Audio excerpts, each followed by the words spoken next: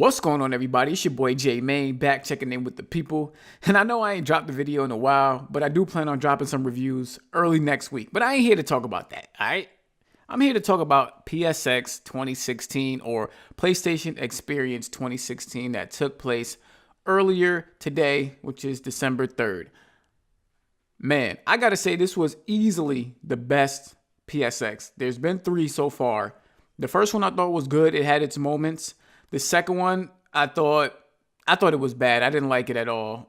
Overall, I thought the pacing was terrible. This one did a great job. It followed the E3 formula, which was less talking, more games. And which actually makes this one so great is that Sony came with a variety of games. There was something for everybody in the show. They kicked it off with the Uncharted 4 single-player DLC. Now, at first, it was weird because you see this hooded character, female, and you're like, who the heck is this? All the rumors coming out was that it was going to be Sam and Drake, Nathan Drake, and all this other stuff. I'm like, well, who is this female? Is it Elena or whatever, whoever it was? But after, she's traveling through this, this town, you come to a rooftop and she starts fighting, and then mid-fight, somebody comes and helps and they join her. And then by the end of the fight, she takes off her hood. And it's goddamn Chloe. It's Chloe. I did not expect to see Chloe in the single-player DLC at all. And the person that came to help her fight is actually Nadine. So it's going to be interesting to figure out what their relationship is, because this is supposed to be taking place after the events of Uncharted 4. So it's going to be interesting to see what their relationship is like and, how they know each other and why they're teaming up, for this adventure. But I can't wait for that. It's supposed to come out next year. Still no release date, but I'm looking forward to it. Next up, they showed Marvel vs. Capcom Infinite. Rumors came about around early of this week, I think it was, that Marvel vs. Capcom 4 was supposed to be coming out, and this is technically 4. It just doesn't have the name Infinite. But they dropped a trailer. It was, a cinematic trailer where Mega Man was in it, and Ryu versus Captain Marvel and Iron Man. And they're supposed to be showing some gameplay reveal at the Capcom Cup, which is taking place actually as I do this video. So that video of the trailer should be dropping real soon for the gameplay of Marvel vs. Capcom Infinite. The trailer was good. I'm hoping to see more characters. There's rumors that X-Men won't be in it, and Wolverine is my guy. So it's going to suck if they're not in it, but hopefully they introduce some cool new Marvel and Capcom characters as well. But moving on, they did a trailer for Wipeout. Now, I thought at first this was going to be a new Wipeout game, but then I find out that studio is no longer. So, as it goes, you get the title screen and it shows all the Wipeout titles. So basically this is a collection, and I believe it's remastered for the PlayStation 4, and it's supposed to be coming out summer 2017. Wipeout is definitely one of my favorite racing games, and it just always looked beautiful to me. So being that they're going to remaster this, it's going to look even better for the PlayStation 4, and I cannot wait for that. The next they got into Destiny, basically a new, I don't even know what to call this anymore, because Rise of Iron or whatever the new one was called is getting an expansion or DLC for that. So it's you need to have that to play this, and it's all confusing to me. I don't follow Destiny anymore, but this one's called Destiny The Dawning, and it's supposed to start December 13th. I believe so. I could be wrong about that, but I want to say I saw that date on there. But Destiny is Destiny. It has its fan base. I'm not one of them. Moving on. Next up, they showed Crash Bandicoot. Now, we all know the remaster was announced at E3, but they came with some gameplay this time. So you got to see the transition of old Crash Bandicoot and then the new one. And I got to say, it looks really good. They pretty much are remaking this game visually. The way the game plays in the boards and stuff like that, the levels, they all, it's structured the same, but all the assets, between the trees, the grass, the enemies, everything looks like it has been redone, and, looks great. The gameplay looks phenomenal. It looks just like Crash always looks fun.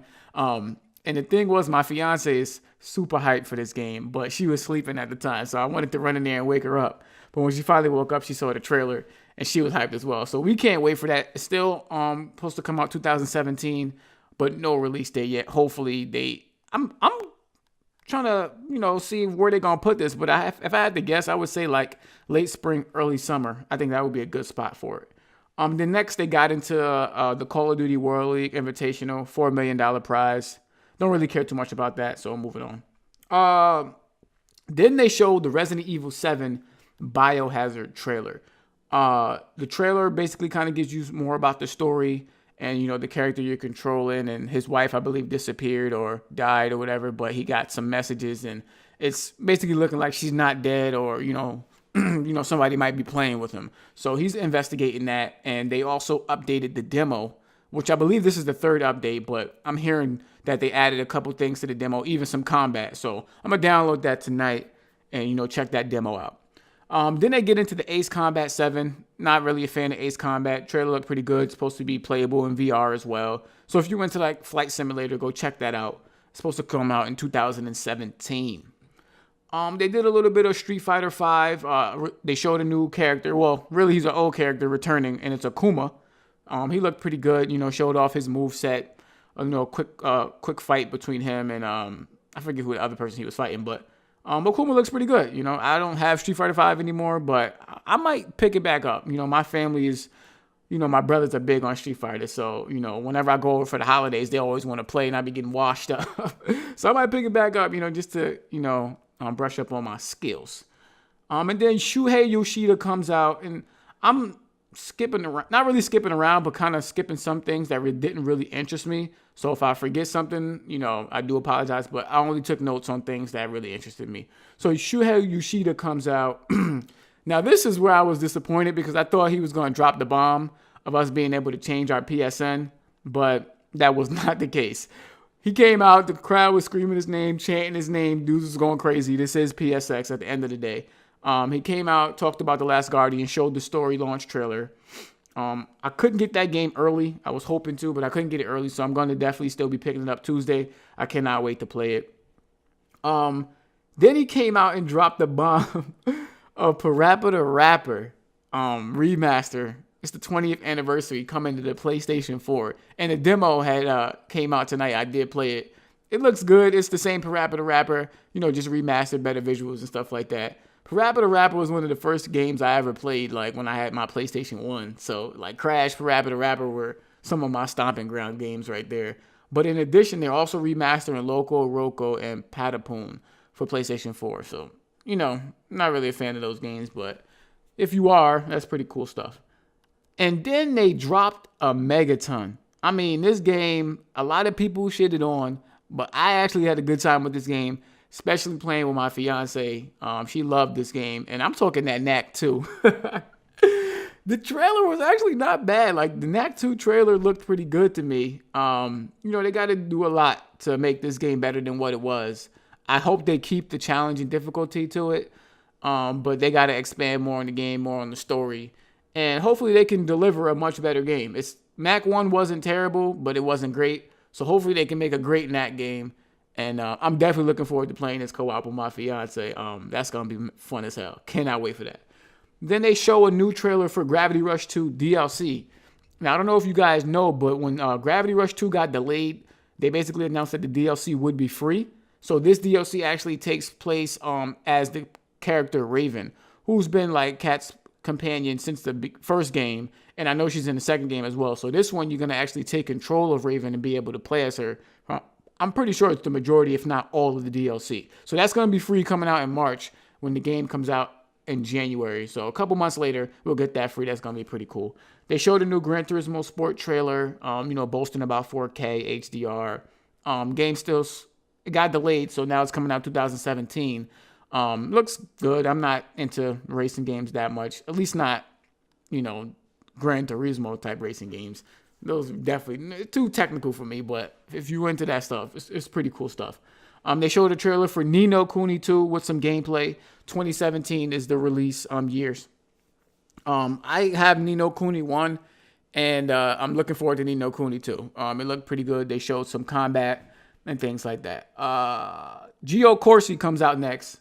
And Gio Corsi, he's the third-party relation, the Vita guy. So he comes out, he starts talking about some, localizations with Yakuza Kiwame, Yakuza 6. And then they drop a trailer for Nier Automata, which is dropping March 7th, 2017. Definitely looking forward to that. That's a Platinum Games right there. So, I'm not the biggest fan of Platinum games, but this one looks pretty good. And then he goes into some indie games as well. Some that caught my eye are Pyre, I believe that's how you pronounce it, by Supergiant Games. Absolver looked pretty good. Reminded me of For Honor. Next Machina, Housemark. Housemark makes some fun games, man. Next Machina is next on their list. And I know they're working on Matterfall as well, so I'm pretty sure we'll see or hear about that in the near future. But Next Machina is their next top-down shooter that they got coming out. I don't know if I saw a release date for it, but if I had to guess, I would assume that's coming out next year. They did a console exclusive sizzle reel where they showed off a couple games. Hellblade was on there. I'm still looking forward to that. I think that's made by Ninja Theory, if I'm not mistaken. But Hellblade recently got delayed, but everybody knew that wasn't coming out in 2017. That game, I have no idea what's going on with Hellblade. I'm getting nervous, but I'm looking forward to it. Then they did a little segment where they, talked about some games or things that'll be available tonight. One was Let It Die, a free-to-play game. Ultimate Marvel vs. Capcom 3, which I believe is $25 tonight on the PlayStation Store. Surgeon Simulator. I'm not sure if that has VR capability. It would kind of be crazy if it doesn't. That's like a perfect game for VR. And Lara Croft Go was another one that will be available tonight. Only one I believe that's free is the Let It Die game.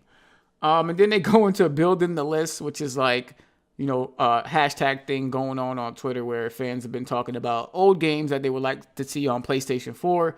And this one was Windjammers, which looks kind of like a Pong game, but instead of like paddles, you're using humans. So, no, like air hockey.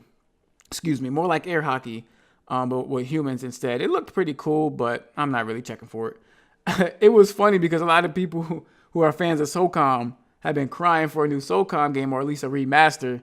And I got to say, that dream might be dead, man. They really don't care about SOCOM and y'all fans. I'm sorry, but they bringing every game back except SOCOM.